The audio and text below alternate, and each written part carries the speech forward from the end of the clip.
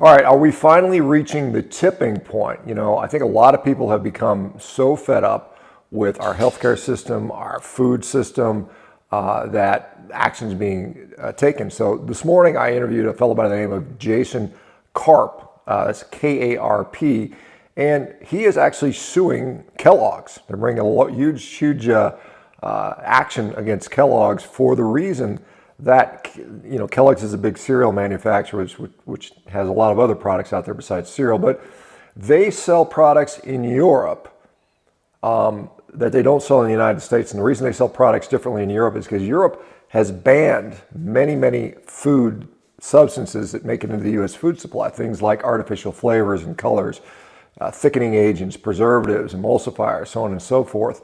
And so he's asking that Kellogg's hold themselves up to a higher standard and not sell us the ingredients that are actually literally banned in other countries, which I think is a good start. Now, there is a petition that he is putting forward. There's somebody called the Food Babe and a guy named Callie Means, who I've interviewed previously. Callie's been on Tucker Carlson's show and so on and so forth in the past, all combining to let's use our power as a collective population to make these necessary changes. You know, the problem with the U.S. food system is the regulation is very lax. You know, they have this quote unquote innovation that slows down innovation. If we take a long time to actually assess these products, you know, things like Impossible Foods, where they brought forth soy leg hemoglobin, which is this fake hemoglobin that makes these burgers, you know, pretend to bleed, has never really been tested long term in humans. We don't know. We've got a few rat studies. But things like that, you remember when we test the food supply, it's very sort of basic, you know, very short term. Is it acutely toxic? Does it cause some genetic damage? If no, we're going to approve it. And then we'll see what happens after a few decades if people consume it. Do they get autoimmune diseases? Do they develop cancers, obesities, eating disorders, mental health disorders? We don't know. We don't know. We can assume that, you know, we didn't have those diseases 50 years ago when our food was quite different, right? And now we seem to have those at incredibly high rates now. So anyway,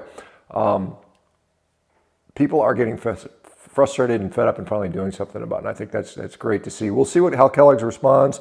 You know, in the past they had pledged to stop using, you know, super bright food colorings like Trix. They pledged to start removing some of those ingredients, and they quietly, according to Jason Karp, they quietly took that pledge down, and they're still doing it. So it's all in the name of profits. It's all in the name of shareholder, you know, return, unfortunately. But yeah, this is where we're at, guys.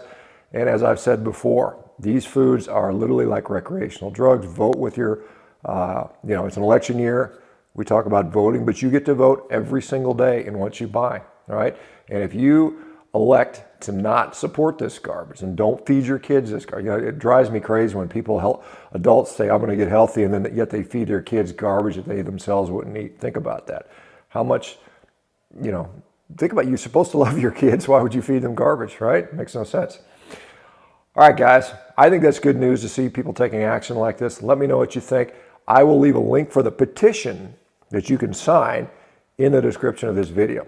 All right, guys, you guys have a great one. We'll talk to you soon.